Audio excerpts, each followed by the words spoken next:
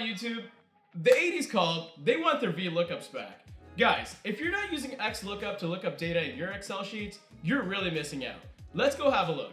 All right, guys, so here I have a name of a product, and what I'd like to do is I'd like to write a formula in this price box that's going to go into my products tab.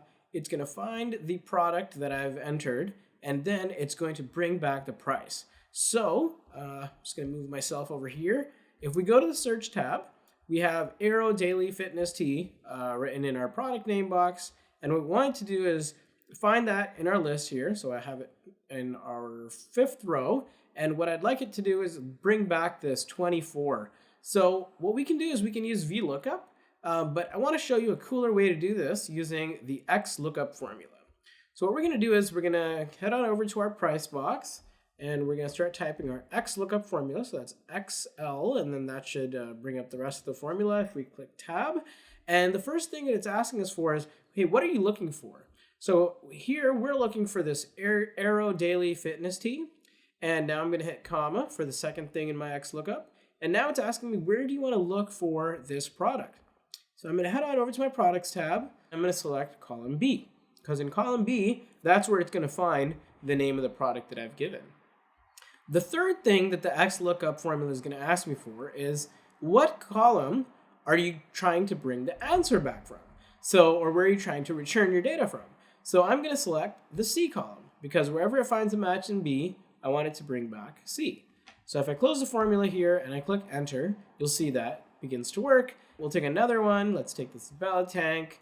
It is $29.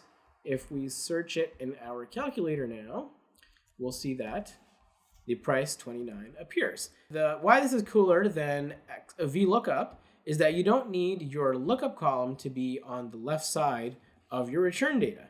So for example, if we wanted to bring back the ID, let's make this look pretty as well, we can do that as well using XLookup. So we'll type in our XLookup formula, we'll tell it to look for the product name, whatever we enter, and it's still going to be looking in the B column for that product name, but I want to return back the A column. So if I give the A column as our return array and I close the parentheses, hit enter, you'll see that the ID is coming, even though it's on the left side of our product name. So that's pretty cool how we use XLookup there. Just for an example, we're going to do this on a data set where we have a sale and we have all of these products and the quantity that was sold. And what we'd like to do is we'd like to bring back the price for each one of these products.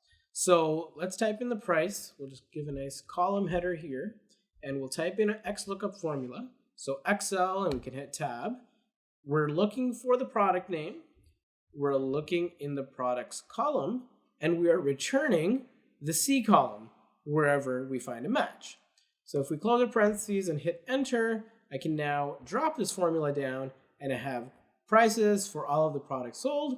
And perhaps we can add an extended column and do a quick multiplication here. So quantity times the price. And once I drop that, we have our sale completed. We know exactly what the total is. Probably drop in a sum, alt equal to get a quick sum formula in there. And we see that the total purchased amount or the total sale amount is going to be $37,273. So that's how you use XLookup. I hope you saw how easy it is to do this rather than VLOOKUP. Alright guys, so that's the video. I hope you saw how VLOOKUP is totally useless now that we got XLookup. So I hope you start using it in your Excel sheets. If you like the content, like, comment, and subscribe. And yeah, let's put the fun back in functions.